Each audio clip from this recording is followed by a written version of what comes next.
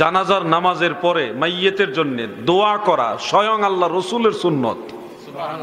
নবী করিম সাল্লাল্লাহু আলাইহি সাল্লাম জীবদ্দশায় অনেক সাহাবীদের জানাজার নামাজ পড়িয়েছেন, কিন্তু জানাজার পরে আবার সম্মিলিত মুনাজাত করেছেন, একটি প্রমাণও পাওয়া যায় না। জানাজার নামাজের সালাম ফিরিয়ে দোয়া, এটা বেদাত, এটার কোনো সুযোগ নেই। ঐক্যমতেই এই বিষয়টি বিদআত চলে না। এমন কোন সুন্নাহ নাই যে জানাজার পরে আবার সম্মিলিত মুনাজাত না। যে জানাজার নামাজের পরে দোয়া করা যাবে, জানাজার পর মুনাজাত নবী এবং সাহাবায়ে কেরাম থেকে প্রমাণিত না, করা যাবে না। কারণ জানাজার পর দাফনের আগেও আল্লাহ রাসূল দোয়া করছেন, সহিহ হাদিস আমার কাছে আছে। এখন দোয়া করলেন সবাই মিলে একসঙ্গে, ইমামও করলেন, আপনিও করলেন, সবাই মিলে করলেন, একসঙ্গে করলেন, ইখলাসের সাথে করলেন, তো জানাজা শেষ করে আবার দোয়া কি?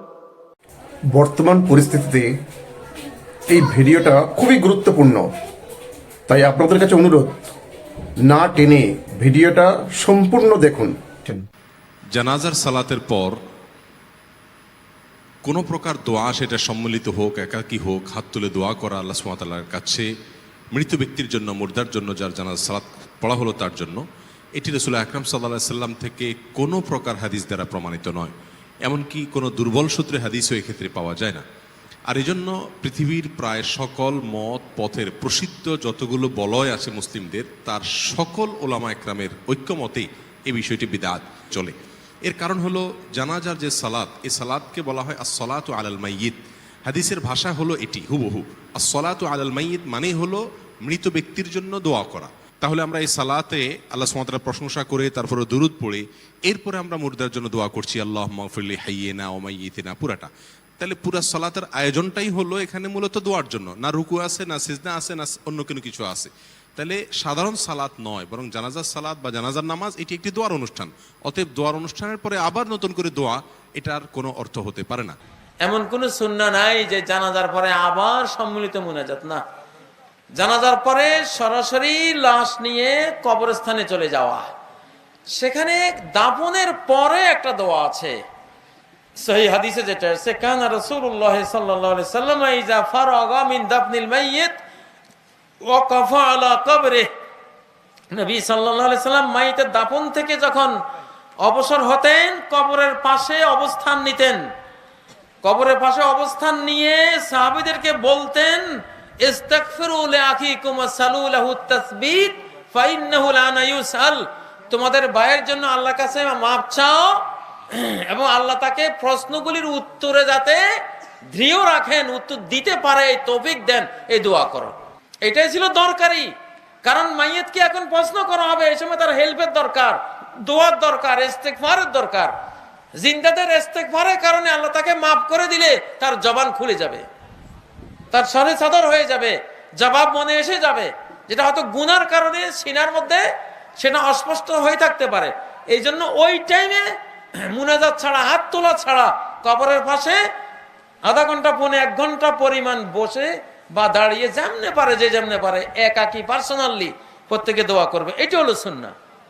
জানাজাতে আল্লাহ তাআলা সালাত বলেছেন, আর আমরা বলতেছি দোয়া। কি আজীব ব্যাপার! আল্লাহ বলতেছে জানাজা সালাত, জানাজা কি আল্লাহ কি ভুল বলেছে নাকি?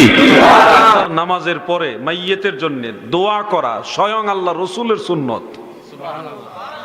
আল্লাহর হাবিব রাসূল আকরাম সাল্লাল্লাহু আলাইহি ওয়া আলিহি ওয়াসাল্লাম, দয়াল নবীজি জানাজার সালাতের পরেও মাইয়েতের জন্য দোয়া করেছেন।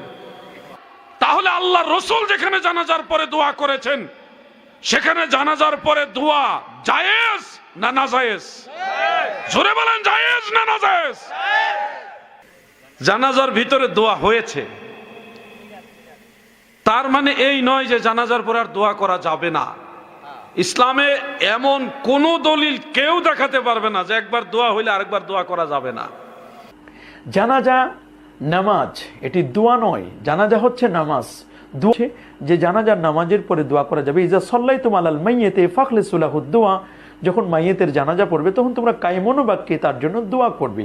সুতরাং দোয়া করতে কোনো বাধা নেই, তবে শর্ত হচ্ছে যে কাতার ভেঙ্গে সংক্ষিপ্ত আকারে দোয়া করা যাবে। ফতোয়া দারুল দেওবন্দ সহ অসংখ্য ফতোয়ার কিতাবের মধ্যে লেখা আছে জানাজা নামাজ কি বাদ দোয়া মাঙ্গানা ইয়ে জায়েজ হয়। এটা এবার বলুন, আমরা সাধারণ মানুষরা কি করব? সবাই তো কোরআন হাদিস থেকে বলছে, এবং এরা তো সবাই মুফতি সাহেব, তারা আমরা কার কথাটা গ্রহণ করব? জানাজার পর মুনাজাত নবী এবং সাহাবা একরাম থেকে প্রমাণিত না করা যাবে না।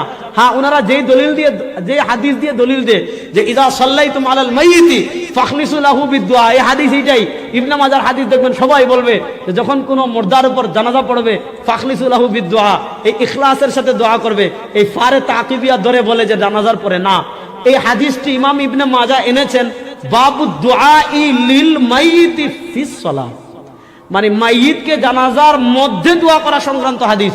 মানে যখন জানাজা পড়বে জানাজায় মাইয়িতের জন্য ইখলাসের সাথে দোয়া করবে।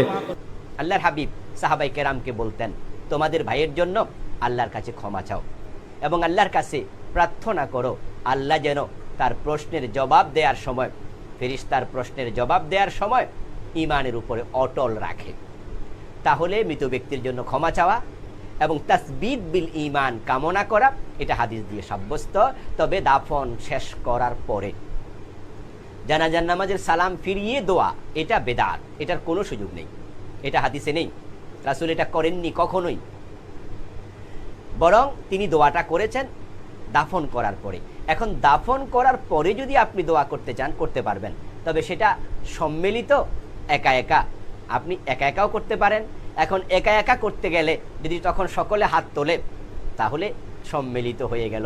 একা একাও করা যাবে, সম্মিলিত করা যাবে, তবে দোয়া হাদিস দিয়ে সাব্যস্ত আছে যে নবী করিম সাল্লাল্লাহু আলাইহি ওয়াসাল্লামের সুন্নাহর মধ্যে জানাজার নামাজ শেষ করে আবার সম্মিলিতভাবে মোনাজাত করার কোনো পদ্ধতি পাওয়া যায় না।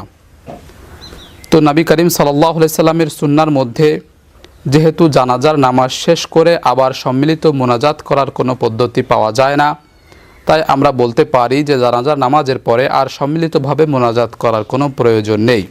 নবী করিম সাল্লাল্লাহু আলাইহি সাল্লাম জীবদ্দশায় অনেক সাহাবীদের জানাজার নামাজ পড়িয়েছেন, কিন্তু জানাজার পরে আবার সম্মিলিত মোনাজাত করেছেন একটি প্রমাণও পাওয়া যায় না। অতএব আমরা মোনাজাত করতে হবে এই মর্মে দলিল তালাশ করার কোনো সুযোগ নেই। আল্লাহ রাব্বুল আলামিন আমাদেরকে সঠিক বুঝ দান করুন। হ্যাঁ, অবশ্য দাফন কাজ শেষ করার পরে আপনি দোয়া মোনাজাত করতে পারেন, এ বিষয়ে সাহাবায়ে কেরামদের আমল রয়েছে।